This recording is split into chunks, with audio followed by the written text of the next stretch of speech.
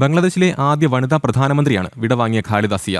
ബംഗ്ലാദേശിലെ ഏകാധിപതി സിയാവുർ റഹ്മാന്റെ ഭാര്യയും ബംഗ്ലാദേശ് നാഷണലിസ്റ്റ് പാർട്ടിയുടെ ആദ്യ ചെയർപേഴ്സണുമായിരുന്നു. ബംഗ്ലാദേശിന്റെ ചരിത്രത്തിലെ ആദ്യ വനിതാ പ്രധാനമന്ത്രിയാണ് ഖാലിദ സിയ. 3 തവണ രാജ്യത്തിന്റെ പ്രധാനമന്ത്രി പദമലങ്കരിച്ച ഖാലിദ ആദ്യം 1991 ബംഗ്ലാദേശ് പ്രധാനമന്ത്രിയായത്. 96 വരെ സ്ഥാനത്ത് തുടർന്ന അവർ വീണ്ടും തെരഞ്ഞെടുക്കപ്പെട്ടെങ്കിലും കാലാവധി പൂർത്തിയാക്കാനായില്ല. പിന്നീട് 2001-2006 കാലത്തും ഇവർ പ്രധാനമന്ത്രി പദത്തിലെത്തി.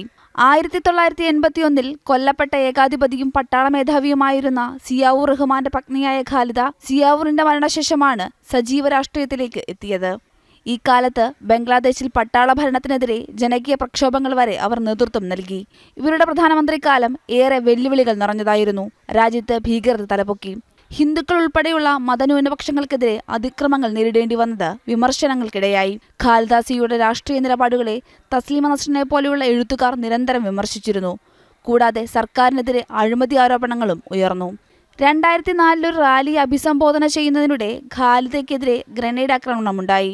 ഖാലിദ പരിക്കുകളോടെ രക്ഷപ്പെട്ടെങ്കിലും 20 പേർ ആക്രമണത്തിൽ കൊല്ലപ്പെട്ടു. അഴിമതി കേസുകളിൽ 17 വർഷം ശിക്ഷിക്കപ്പെട്ട് 2018 മുതൽ ജയിലിലായിരുന്ന ഖാലിദയ്ക്ക് കോവിഡ് വ്യാപനത്തെ തുടർന്ന് 2020 ഉപാധികളോടെ വീട്ടിൽ കഴിയാൻ അനുമതി ലഭിച്ചത്.